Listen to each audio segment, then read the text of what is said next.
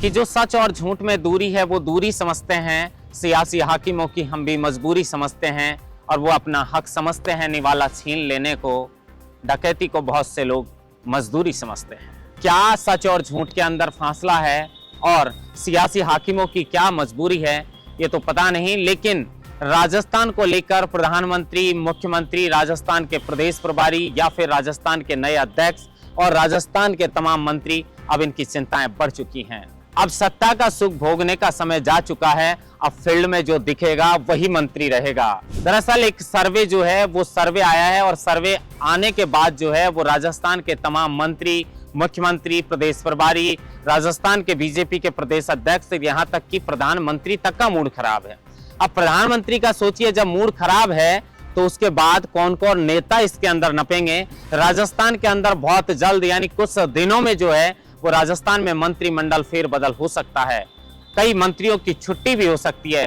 किस वजह से छुट्टी होगी, कौन नए मंत्री बन सकते हैं और क्या इस वक्त बीजेपी के अंदर जो है राजस्थान में सुगबुगाहट आ रही है, इन तमाम बिंदुओं पर बातचीत करेंगे। दरअसल प्रधानमंत्री नरेंद्र मोदी 25 को जोधपुर आए थे और जोधपुर आए थे राजस्थान के 75 वर्ष जो हाईकोर्ट को हुए हैं उसमें, और 75 वर्ष की देश के संविधान को भी पूरे हो चुके हैं। ऐसे में बड़े मौके पर जोधपुर प्रधानमंत्री आए थे, लेकिन बड़े नेता कहीं पर जाएं और राजनीतिक फायदा जो है वो नहीं ले पाए, ये ऐसा हो नहीं सकता। प्रधानमंत्री नरेंद्र मोदी ने जोधपुर से इशारों में बीजेपी के नेताओं पर भी तंज कस दिया।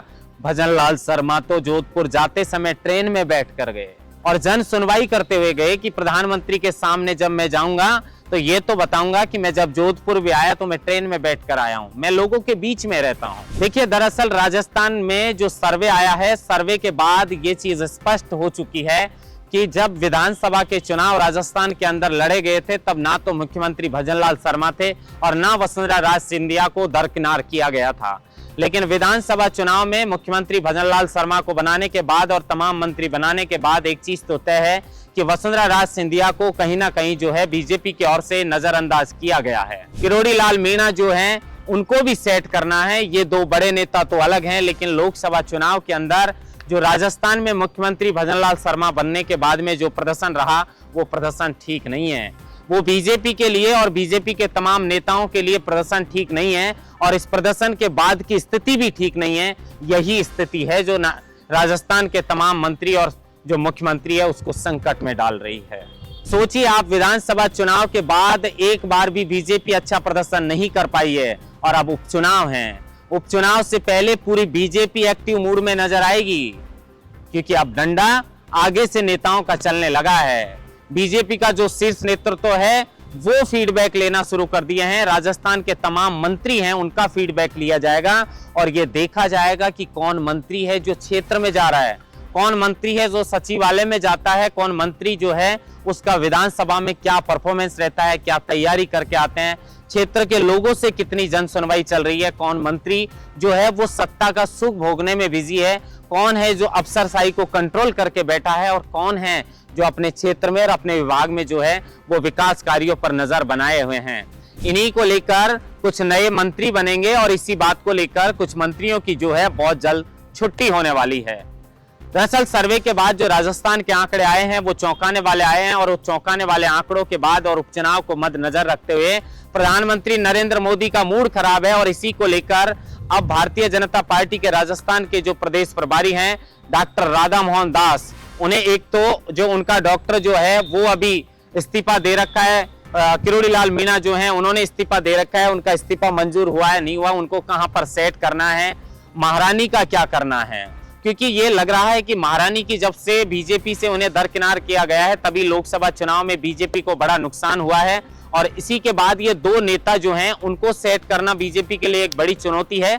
लेकिन बीजेपी के प्रदेश प्रभारी, बीजेपी के अध्यक्ष मदन राठौड़, बीजेपी के मुख्यमंत्री भजनलाल शर्मा ने जो मंत्री हैं उनका फीडबैक लेना शुरू कर दिया है और उसी फीडबैक के आधार पर मंत्री नए नियुक्त किए जाएंगे और उसी फीडबैक के आधार पर कुछ मंत्रियों की छुट्टी भी की जाएगी।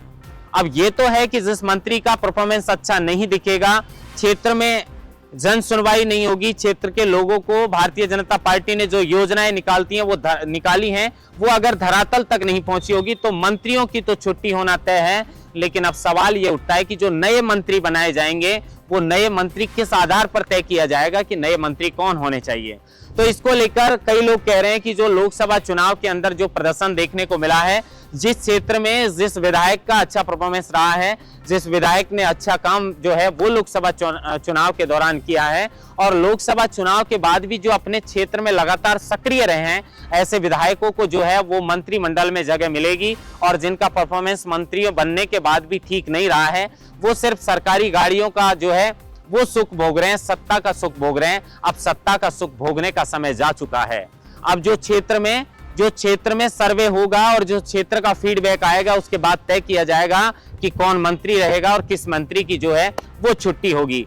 अच्छे परफॉर्मेंस के आधार पर कुछ विधायकों को जो है वो मंत्री बनाया जाएगा और उसमें लोकसभा चुनाव के जो नतीजे हैं, जो जिन क्षेत्रों के आंकड़े आए हैं, वो बहुत महत्वपूर्ण रहेगा कि किस क्षेत्र से किस विधायक का अच्छा परफॉर्मेंस रहा है।